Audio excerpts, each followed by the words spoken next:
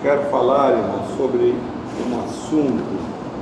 A gente fala muito sobre ele, mas a gente muitas vezes não para pensar o que é isto para nós. Quem me cita o versículo Mateus 6,33?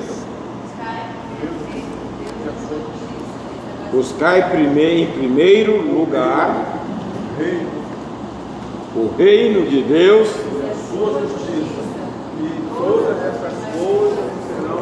e todas estas coisas vos serão acrescentadas.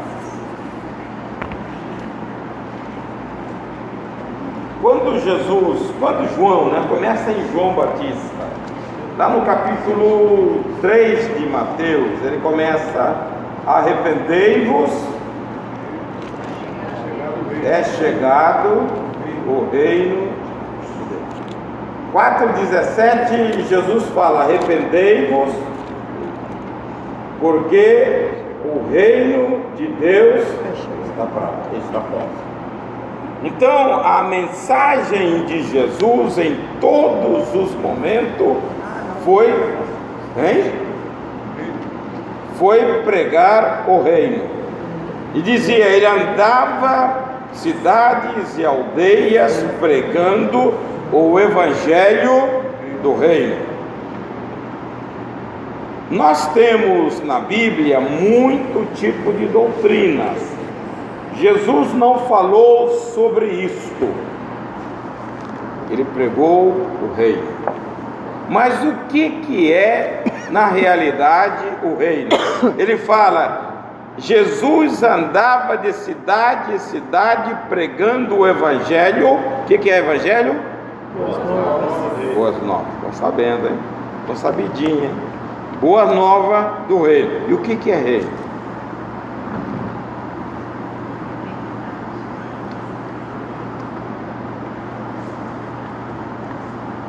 A ideia de Deus sobre reino. Reino, quem manda no reino? O rei.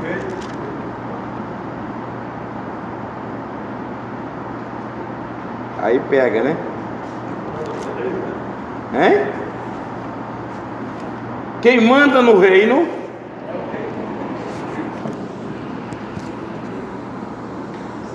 O reino tem leis, tem código, tem idioma, tem cultura, porque um rei dita as regras. Quando você vê hoje nós participando do reino de Deus, Deus não faz nada disso conosco. A gente obedece se quiser. É que a gente acostumou-se a viver numa democracia, não debaixo de uma teocracia, onde os princípios são levados a sério. Por essa cultura que nós temos, nós não damos tanto valor àquilo que Deus quer que nós tenhamos. Quando Deus cria o homem, Ele queria, na realidade, estabelecer o reino aqui. A Bíblia diz: e Deus fez o homem do pó da terra, está em Gênesis 2:7. Logo em seguida ele fala: e Deus construiu para o homem um jardim. O jardim não foi feito antes, o jardim foi feito depois. E Deus dá uma ordem a ele. Qual era a ordem? 2:15. Lavre e cuide. Trabalhe e cuide. Cresça e multiplique. Como o homem foi feito à imagem e semelhança de Deus, e nele não havia pecado, havia santidade, pureza, amor e justiça no homem. Por isto, Deus se relacionava com ele todos os dias, porque o homem estava compatível com a natureza que ele foi criado e com a natureza de Deus. No versículo 26 e 27, Deus fala: domine que é isso? É reino sobre todas as coisas. Quando Deus estabelece o reino aqui, Ele queria que a terra, porque a terra Ele deu ao homem, fosse cheia da cultura dos céus. Ele falou com o homem: domine sobre todas as coisas, animais, répteis, peixes, sobre tudo. Deu o governo, deu a liderança, deu a autoridade, delegou. É igualzinho hoje que se assemelha muito são isso que nós temos aqui na América do Sul, as Guianas, porque elas a Inglaterra é um reino, mas você tem aqui a Guiana inglesa, ela não pode fazer tudo o que ela faz aqui, vem de lá, vem do reino. Tá? Então Deus queria que aqui a terra fosse assim, tudo que acontecesse aqui viesse do reino. Mas aí o pecado destruiu tudo, e o reino que estava na mão do homem passou para mão de Satanás. Então há um domínio sobre a terra. Quando você olha, aí a gente começa a notar a grande diferença. Deus é o rei sobre todas as coisas, porque todas as coisas foram criadas por Ele. Quando você vê a natureza ou o universo, como ele não tem consciência, eles submetem a Deus, o Rei, naturalmente.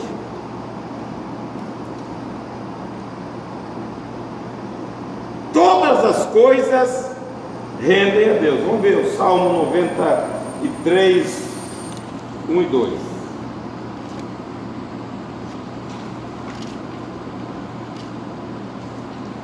O Senhor reina, está vestido de majestade. O Senhor se revestiu e cingiu de fortaleza. O mundo também está firmado e não pode vacilar. O teu trono está firme desde então. Tu és desde a eternidade. Os rios levantam, ó Senhor. 1 e 2. Só 1 e 2? Só 1 e 2. 97. 1 e 2 também. Reina o Senhor, regozije-se a terra, alegre-se as muitas ilhas, nuvem e escuridão o rodeiam, justiça e juízo são a base do teu trono. Então toda a natureza reverencia e submete ao rei de uma maneira natural. Era esta a vontade de Deus, que o homem também submetesse a ele de uma maneira natural, embora o homem seja diferente de todos os tipos da criação, porque o homem foi criado uma criação moral, dotado de um espírito vivificante que nos conecta com Deus, e atributos pessoais de personalidade em mente, emoções e vontade como Deus. Então você decide ou não, adorar ou não, obedecer ou não. A natureza, ela não tem esse atributo, ela naturalmente se rende. Salmo 19: os céus manifestam a glória de Deus e o firmamento dá testemunho das obras do Senhor. Mas nós não, nós temos que fazer voluntariamente, entender quem é Deus, esse rei, para submeter ao domínio dele. Então Deus, ele reina sobre a natureza, Mas quando o homem perdeu, qual foi a razão da queda? Rebelião contra a autoridade máxima de Deus. Deus falou não faça, ele fez.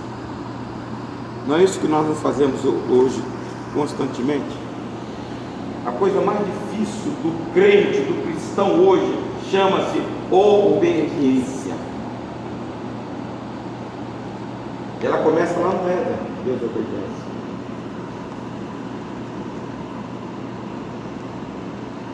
Sobre a palavra, que é imutável, inerrante, ela é verdade de Deus.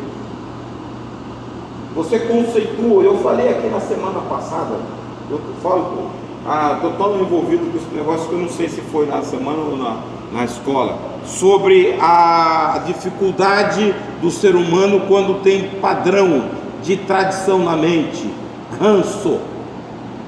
Acho que foi aqui na quinta, não foi? Hein? Foi no discipulado. Eu falei não? Você falou do discipulado de Virgínia. Falei no discipulado. Tem que começar. Estou misturando já as estações. O Tico não está falando com o Jeff, eu não sei nem aonde.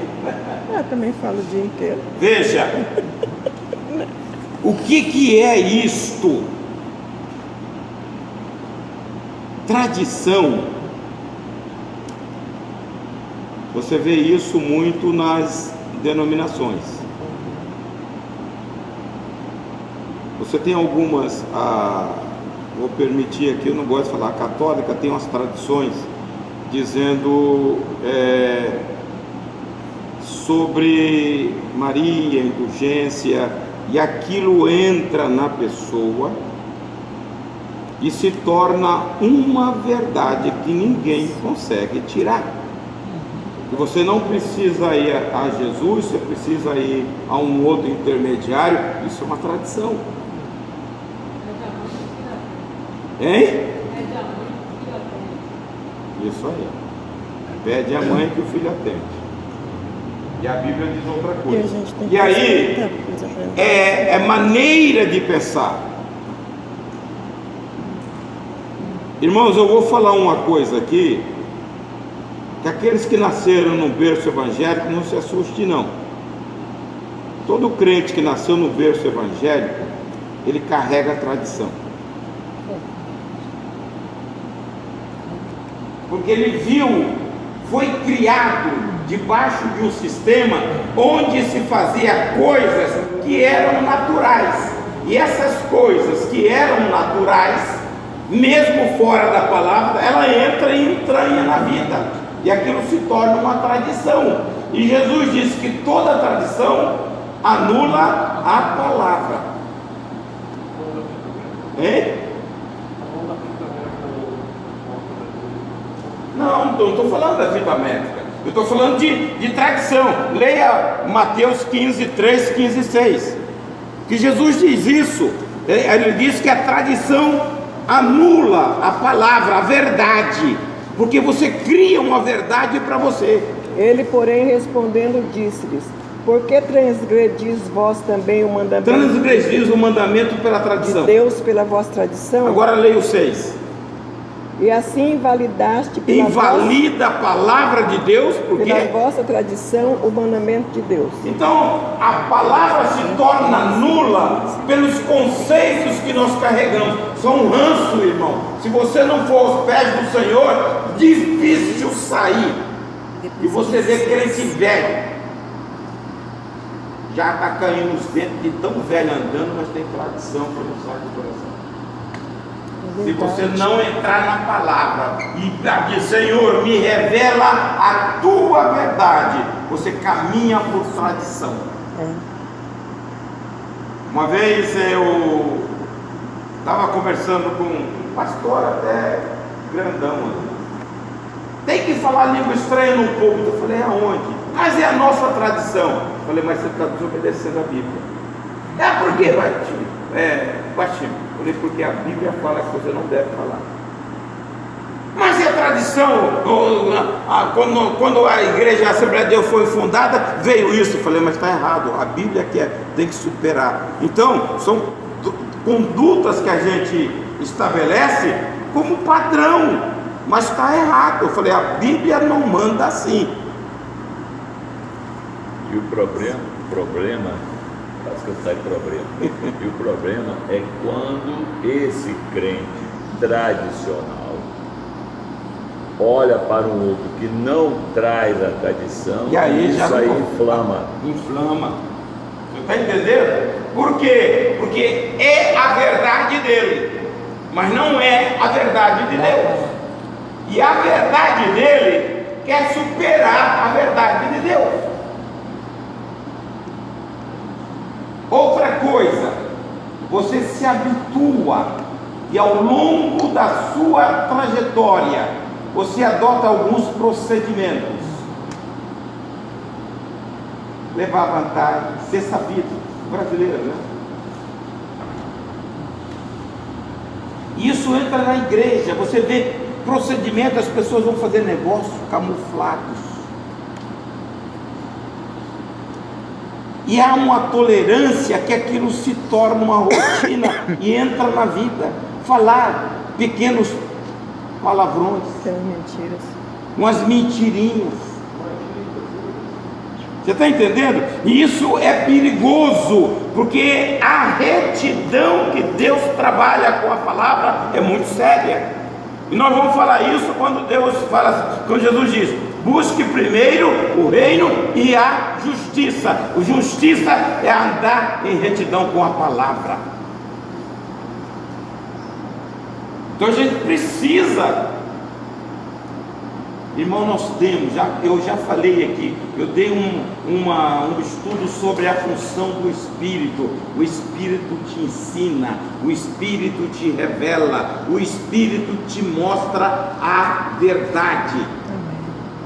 Então você não tem necessidade de estar com isto, porque a verdade da Bíblia, quando você pede ao Espírito, ele te mostra a verdade.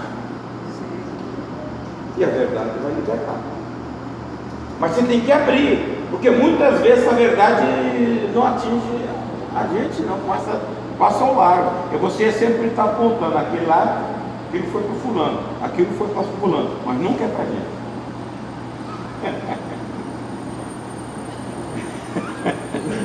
A gente sabe distribuir para todo mundo, mas nunca recebe. Então, o reino foi isso.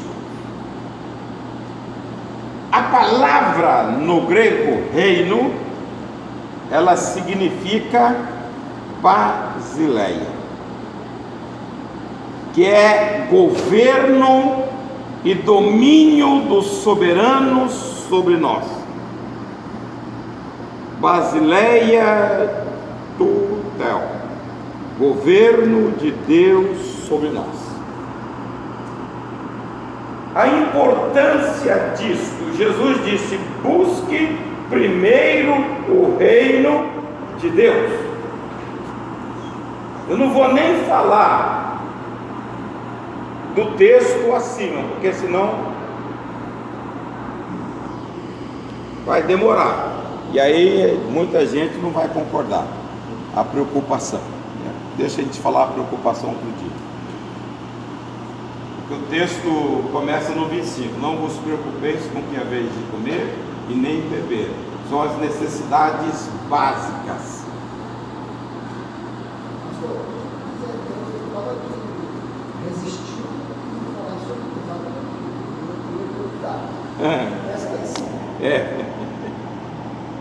Porque no dia final Deus vai ter uma misericórdia que está longe de estar nesse mundo, esse mandamento, esse plano de busca pelo reino. Mesmo que o coração esteja voltado para isso, de forma até o próprio sistema leva a gente a dar mais prioridade às coisas deste reino da vida. Trabalho, família, uma série de circunstâncias que leva a gente a passar grande parte da vida da gente com atenção muito mais nas coisas da verdade. Vai ser isso depois. Porque as pequenas coisas, vamos tentar gravar, pequenas coisas, às vezes o próprio coração, por mais que a gente faça as coisas com obediência, na rua, alguém pedinte, uma pessoa lá que reza a gente, ao invés de ter um coração misericordioso com uma pessoa, uma alma, a gente vai ser muito reza. As pequenas coisas do momento, é que vai ser. Nós temos que sobreviver do trabalho, mas isto não invalida você priorizar primeiramente Deus. Eu sei que é difícil, mas a vida cristã é uma vida de disciplina. Eu não posso viver a vida cristã ao roldão. Eu vou ter que derrubar, matar a minha natureza, que só quer descer. Eu tenho um combate que é pior do que o adversário, sou eu. Se você sentar aqui e entrar aquela, daqui a pouco você está pecando, você pensa mal, você sente mal. Para você reagir com todas essas coisas, você tem que estar ligado em Deus, porque senão é a natureza. Paulo diz o seguinte, que nela não existe nada de bom, e nunca vai existir, e nunca ela vai morrer. Então você tem que estar sempre preparado. Olha a confusão, hein? Só tem uma coisa, 8 e 13 de Romanos. Você leia ali e entenda esse conflito que existe em nós. Só o poder do Espírito de Deus, senão não vai. Porque se viver segundo a carne, havemos de morrer, mas se pelo Espírito crucificados as obras do corpo. Se você deixar ela tranquila, você está no sal. Agora, hein? Agora, se pelo Espírito você, trazer e jogar na cruz, aí ele fala, você vai viver. Se deixar ela folgada, você vai morrer. Então, o crente, ele deveria estar fazendo o que é difícil fazer, andando de joelho, porque a força do crente é quando ele ora. Quando o crente não ora, ele pinta a sapequeira. De vez em quando você vê os caras espanando aí, você fala, olha, está longe da cruz. Você vê ao nosso lado, irmão. Um cara está bom hoje, amanhã está azedo ali. Um cara está suportando tudo, amanhã está chutando o cara, o mesmo crente. Por quê? Porque deixou o Espírito. Hein?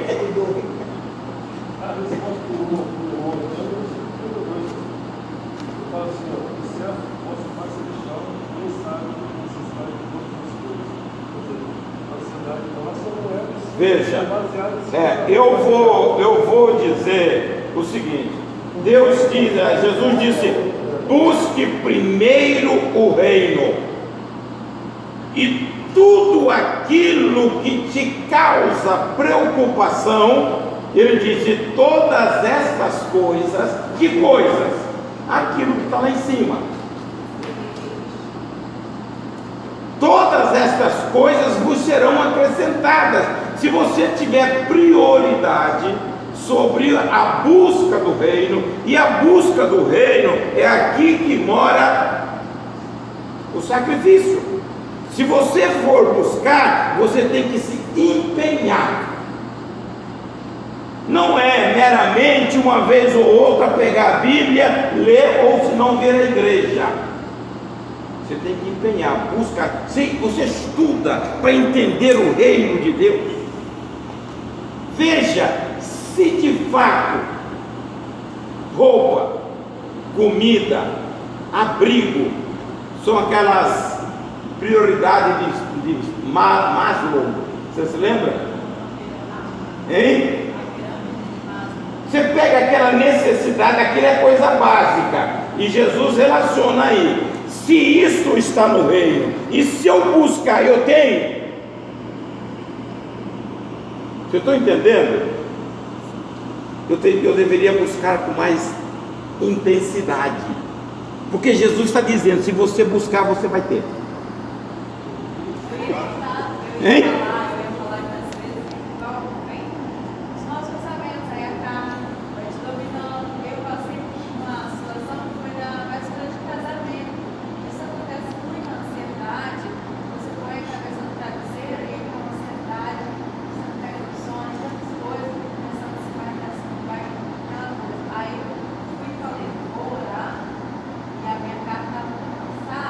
Que ela chega até a tremer. Estava tão cansada que eu pensava, não consigo ver ele não, mas eu vou porque eu estou ansiosa. E aí, quando passar a ansiedade, quando realmente eu sinto descanso na minha alma, aí eu deito de novo.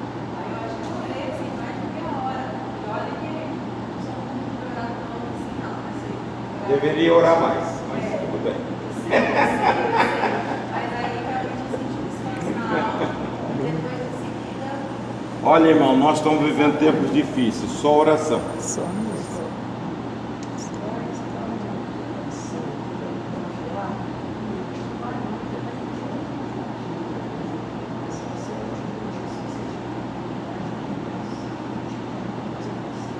Veja, a intimidade te leva a ter prazer em estar com Ele. Crente que fala, vou orar, mas foge da oração, 10 minutos é muito para ele, não tem intimidade nenhuma.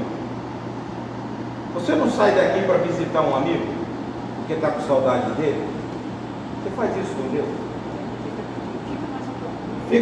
Fica mais um pouquinho. Você faz isso com Deus?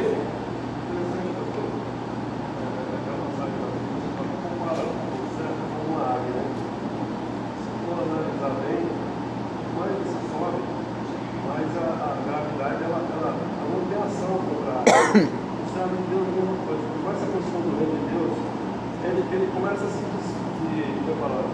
desapegar das coisas dessa vida, e as coisas do reino começam a dar mais valor, e a visão dele começa a multiplicar. Quanto mais alto ele vai, mais a visão dele é aperfeiçoada.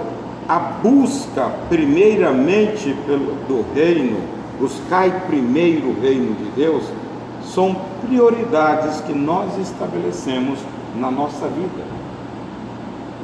Se você não tiver um grau de prioridade, nós priorizamos a família, o trabalho, as nossas relações de amizades sociais e deixamos sempre as coisas de Deus por último.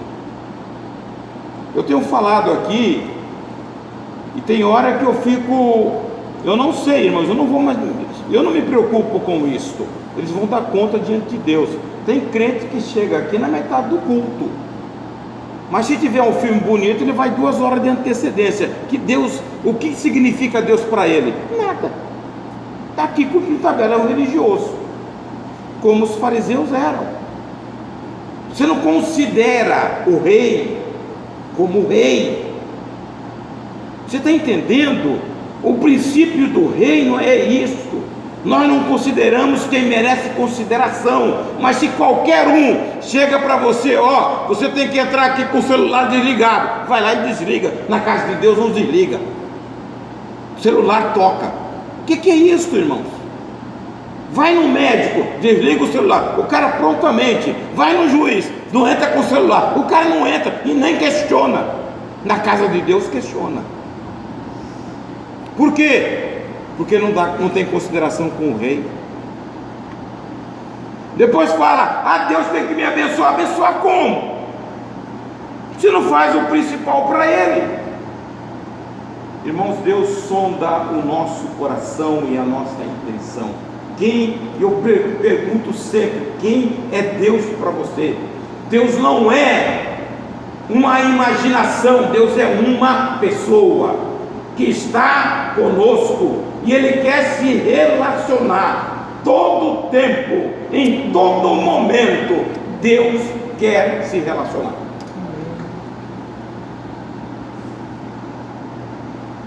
Quando Deus criou Adão, logo depois no capítulo 2 ele forma Eva, a Bíblia diz que todos os dias, na viração do dia, Deus vinha conversar. Deus não dava nem chance de intimidade com Adão e Eva. Falar, eu quero conversar com você. Nem lua de mel ele deixava, porque ele queria Estar junto. Quando o povo estava no deserto, ele diz lá no capítulo 25 de Êxodo, versículo 8: prepare uma tenda e coloque no meio, para que eu habite convosco. Deus tem a necessidade e o desejo de se relacionar. Nós fugimos dele.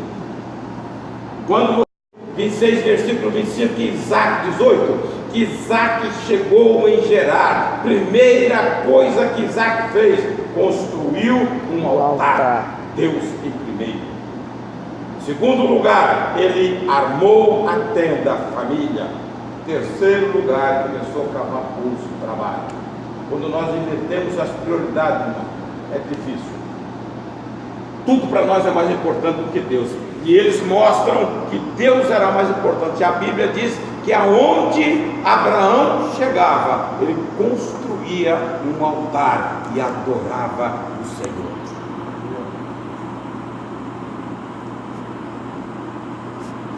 E a gente começa a falar, veja bem, quando houve o pecado, o reino ficou entregue na mão de Satanás. Efésios capítulo 2, se não me engano, verso 2 e 3, e o outro leia 2 Coríntios 4 e 4, todo mundo tem que saber de cor, não sabe não, tem que falar. São os títulos que a Bíblia apresenta. 2, 3. É 2 e 2. Em que noutro tempo andaste segundo o curso deste mundo, segundo o príncipe das potestades do ar, do espírito que agora opera nos filhos da desobediência. Então ele estava dizendo que há um dominador. 4 e 4 diz: e o Deus deste século cegou. Então há um reino que tem um dominador, o Deus do século, a potestade. No versículo 3 ele diz: nos quais também todos nós andávamos outrora, segundo a inclinação da nossa carne. Olha aqui, outra vez a carne, só vai para lá, fazendo a vontade da carne e dos pensamentos, e éramos por natureza filhos da ira. Aí a Bíblia diz em Colossenses 1 e 13 que Deus, que Jesus, através do reino de Deus, nos pega lá e nos arranca e nos transporta para o outro reino. Fala assim: e nos transportou do reino das trevas para o reino do Filho do seu amor. Então a mão forte de Deus nos tira debaixo de um reino de escravidão.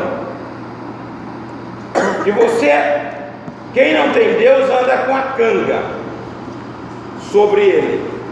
Deus te liberta disso, te coloca num lugar aprazível, no reino dele, para você ter o domínio deste reino sobre você. Aí você não pode fazer o que você quer, você tem que fazer a vontade de Deus. Por isso que eu falei no início, é difícil entender a obediência na Bíblia. Por quê? Porque nós estamos cheios de questõezinhas. Temos muitas questões que nós achamos que todo mundo tem que entender. O que nós devemos entender é a palavra, o princípio dela, viver por ela. No capítulo 3, versículo 8, se não me engano, 1 João, você vê o poder do reino de Deus. A Bíblia diz, vocês demoram muito para procurar, hein? O antigo pecado é o diabo, porque o diabo não tem como Deus se manifestou para desfazer o quê? As obras do diabo. Então o reino de Deus se manifesta em Cristo Jesus para desfazer, desentronizar quem tinha o domínio sobre a nossa vida. Quando você é liberto, você tem que pular de alegria e falando, livre estou, e se render ao rei, ter o domínio do rei. Mas não é isso que nós fazemos.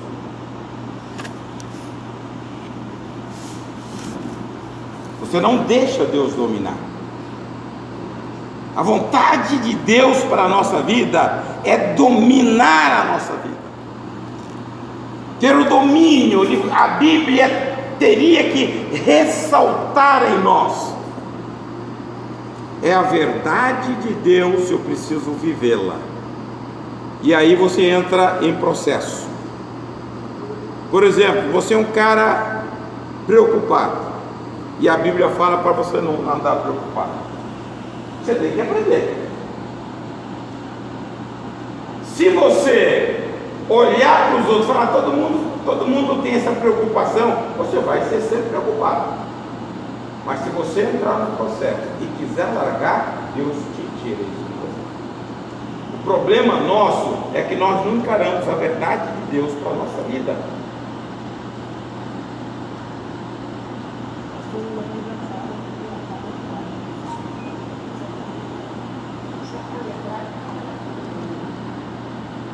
Porque você deixa que ela domine.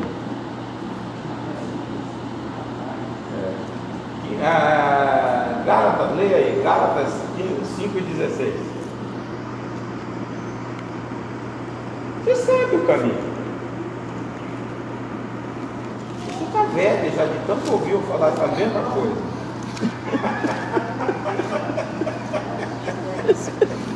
Oh, meu Deus. Está vendo? Você mata a carne. É o caminho. Agora, se você deixar ela solta, ela apronta. Eu sempre digo, é tipo um cavalo bravo. Vocês nunca tiveram isso. Hoje é moderno. Antigamente, quando eu era garoto, eu gostava de domar aqueles potros chucros. Você subia em pelo, você podia se preparar. Ele pulava de todos os lados, até em cima de você ele caía. Mas a nossa carne é mais ou menos assim, e você dominava ele na rédea. Se você folgar para a sua carne, dançou. Você tem que trazer, ó. Hein? Você tem que, olha, são coisas da Bíblia e a gente tem que atender. Jesus disse: a carne é fraca, então você já sabe que ela é fraca. Então não brinque com coisa fraca, fortaleça. Eu falei aqui há pouco tempo, vocês lembram daquela coisa da mitologia grega, o calcanhar de Aquiles? O cara ninguém achava aonde derrubar o sujeito. Ele era todo preparado, só tinha um lugarzinho que ele era vulnerável, e ele ali deixou descoberto. Deram uma flechada e ele morreu. Desse jeito é a nossa vida. É a nossa porque vida. Cada um tem o seu ponto fraco. Olha, é por isso que vocês têm que olhar para a palavra e olhar para a vida. Por exemplo, eu comecei a falar sobre preocupação. Se você tem preocupação, comece a tratar disso com o Senhor. E eu sei quase todos os versículos na sequência de preocupação. Irmãos, eu passei uma época, 94, 25 anos atrás, que eu lembro, acabou o plano real, acabou o over. Eu estava numa fase final de compra de apartamento e condomínio. Eu aplicava o dinheiro, o salário, tirava algumas coisas com aquele ganho. E aí os caras falaram, nós queremos acabar o apartamento, o prédio logo, vamos aqui, 8 prestações, além das prestações, a prestação suplementar a 5, 6 vezes mais. Eu falei, e agora? E aí eu comecei, eu pegava ônibus para ir para o trabalho. E aquele negócio ficava na mente, não vai ter condições. Finalmente, um apartamento para sair. E aí eu comecei a decorar. Não andeis preocupado em coisa alguma. Filipenses 4:6, 5 e 7 de 1 Pedro, lançando sobre ele toda a vossa ansiedade. E o pensamento vinha e eu na palavra. O pensamento vinha e eu na palavra. A hora que você distraía, o Satanás vinha, não vai conseguir. E eu na palavra. E eu tive que ir para o joelho. E Lia ficava, e aí, vai conseguir? Falei, não, Deus vai prover. E saía. Olha, eu passei 8 meses nessa coisa e Deus me deu vitória. Não deixou faltar uma prestação, mas eu tive que aprender a descansar em Deus. Irmãos, Deus é fiel. Quando eu falo de preocupação, eu sei o que estou falando. Então você tem que trabalhar. A melhor coisa que tem é você descansar em Deus. Deus cuida. Eu nunca fiz campanha aqui na igreja. Vocês já viram fazer campanha? Ah, irmão, faz isso. Campanha para arrecadar dinheiro. Para arrecadar dinheiro. Mas eu vou aos pés do Senhor. Senhor, eu preciso de tanto. E tem uns irmãos aí que gostam de criar fantasias. Se deixar, eles gastam pra caramba. O telhado e tudo ao mesmo tempo. Eu falei, e aí, Deus? Preciso. Dia 2 de janeiro, nós ficamos sem a conta, sem nada. Mas não ficou nada sem pagar, porque Deus é fiel. Então não precisa, se deixa na mão dele. Pagamos tudo, irmão. As últimas prestações do telhado, do carpete e de tudo, graças a Deus. E fizemos um jantar ainda. Mas você tem que deixar nas mãos de Deus, mas você também tem que ter raciocínio que você não pode fazer acima das suas posses. Isso aí a gente faz. Mas, então, essa aqui, quando nossos filhos eram solteiros, saía, ficava lá, só dois de pau sentado, madrugada, vai dormir, ia, não, quando os meninos, falei, vai resolver alguma coisa. Os caras estão andando, você não sabe nem para onde, em vez de ela dobrar o joelho, entregar na mão do Senhor, fica lá. Era assim, dormir, vai resolver alguma coisa. Tem umas coisas que a gente não entende, racionalmente a gente não entende. Mas é porque você já tinha vencido. Se você raciocinar, você fala assim, está perdendo tempo. Gente, mas eu ficava... Se acontece alguma coisa lá, porque ela está acordada, vai impedir de alguma coisa acontecer? Quem pode cuidar é só Deus. Então entrega na mão dele. Mas fica lá. E tem muita gente assim. Fica lá cruzado, sem dormir, agoniado. Já passou de meia-noite, já passou de 1 hora e o camarada não vem, ele está lá aflito. Ele resolve alguma coisa. Agora, se você entregar na mão do Senhor, o Senhor cuida, Ele vai cuidar. Porque aonde você não pode ir, Ele vai.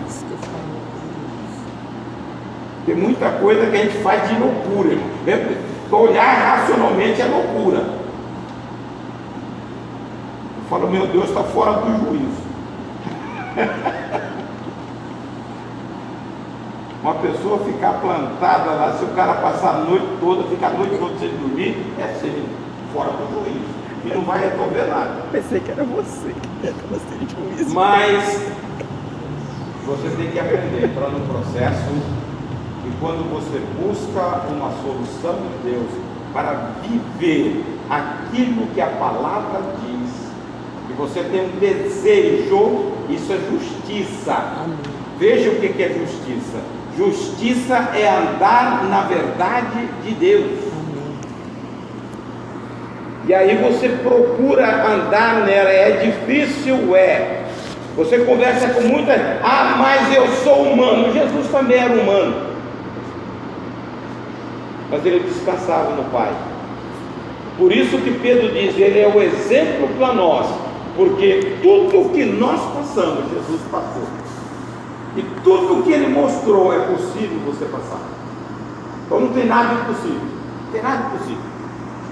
Deus colocou a palavra, Deus colocou o Espírito, que é o ajudador, que é o assistente, para nos levar à vitória. Então, irmãos, depende unicamente de você.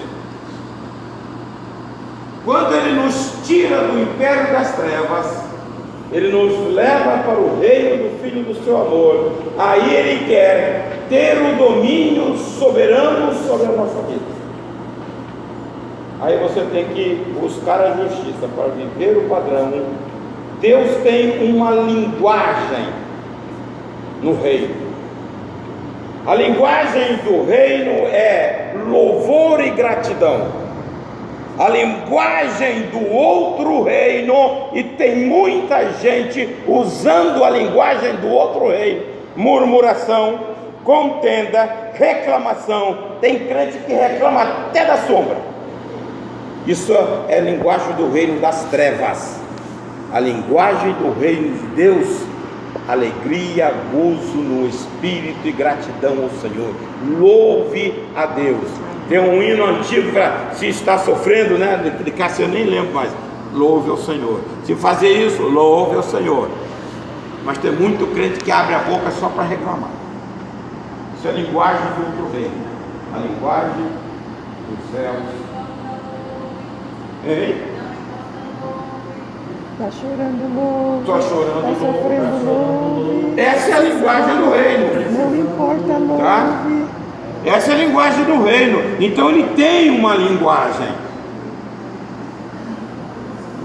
E aí você fica reclamando, frustração, depressão, estressado, angústia, enfermo. Ah, rapaz, tudo isso vem do outro reino.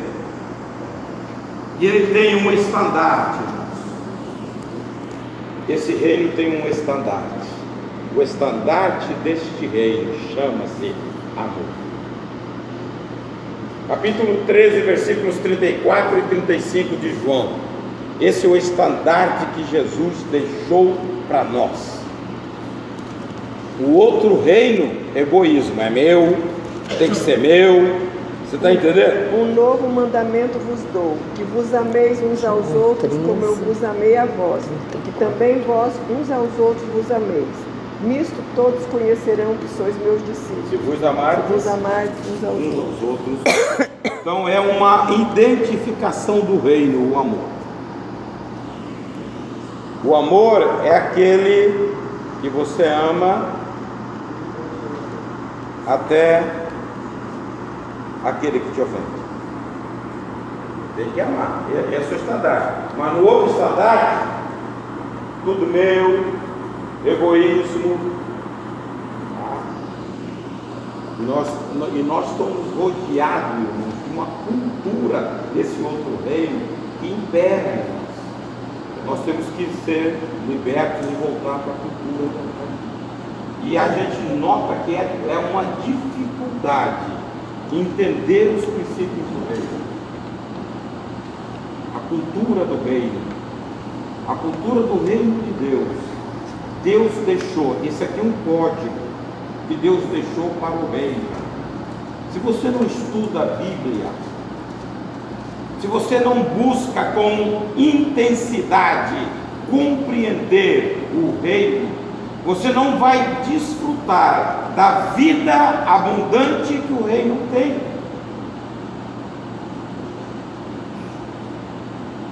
Eu tenho falado constantemente. Nós estamos vivendo um momento difícil da igreja brasileira, porque o outro reino está entrando sutilmente no acampamento de Deus, e nós estamos permitindo que ele entre. Quantas pessoas nós temos feridas ao nosso lado? Quantas pessoas nós temos depressivas ao nosso lado? Quantas pessoas nós temos estressadas ao nosso lado? Isso não é princípio do reino de Deus. Ao nosso lado, irmãos, ao nosso lado. E você encontra a pessoa e fala assim: eu estou querendo morrer. Eu falo: não pode, mas eu quero. Eu falo: meu Deus, Deus é vida, Deus quer te encher de vida, mas eu quero morrer. Dá até vontade, então vai. Mas não pode. Mas aí tem que orar. E aí onde fica o amor e a misericórdia? Mas é difícil mudar a cabeça de gente. Mas igual te contei, a igreja é do Senhor, não é sua. Mas você fica, minha irmã, abra o entendimento, pensa na grandeza de Deus. Deus te ama, Deus deu Jesus para você. E a pessoa não aceita. As pessoas não compreendem a grandeza do amor. Deus deu o melhor que Ele tinha, porque nós temos valor para Ele. Amém. Quando você muda essa expectativa, a sua vida vai mudar. Amém. É complicado. Por isso que o reino é mude a mentalidade.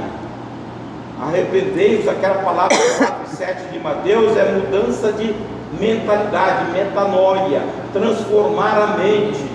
Mas nós estamos apegados às coisas desse reino. Nós temos que buscar primeiramente o reino de Deus, mudar a cultura, mudar a mente, pensar naquilo que Deus fez favoravelmente a nós. É porque Ele olha para você, Ele vê sentido, merece. Se tivesse só você, Deus morreria só por você. Amém. Então, qual é o valor que você tem diante de Deus? Agora as pessoas olham: eu não presto, eu quero morrer. E é uma luta para tirar a pessoa desse pensar. Porque quando você pensa no reino, você fala: este reino, as boas novas do reino veio por Jesus. Porque Deus deu o reino a Adão, e Adão deu a Satanás, e Jesus teve que pagar a nossa causa, sofrer o nosso dano, e foi lá e falou com ele: te aquieta, me dê para cá a chave da morte e do inferno, você agora não é de nada. Esse é o papo que Jesus teve lá com o demônio. E a Bíblia diz em 2:15 de Colossenses que ele triunfa publicamente sobre o Satanás na cruz do Calvário. Hoje você tem autoridade. Levanta-se, olha assim: diabo de preto, fica no teu lugar. Sai daí. Mas tem crente que até da sombra tem medo. Eu falei aqui, nós não devemos, nós não devemos ter medo da força. Nós não devemos ter medo da força, nós devemos ter medo da cilada. E ele é astuto, mas força já foi vencido. Então tem que tomar cuidado com a armação dele, mas que ele já foi vencido já. Então olha para cima. Amém? Amém. 4, 3, 2.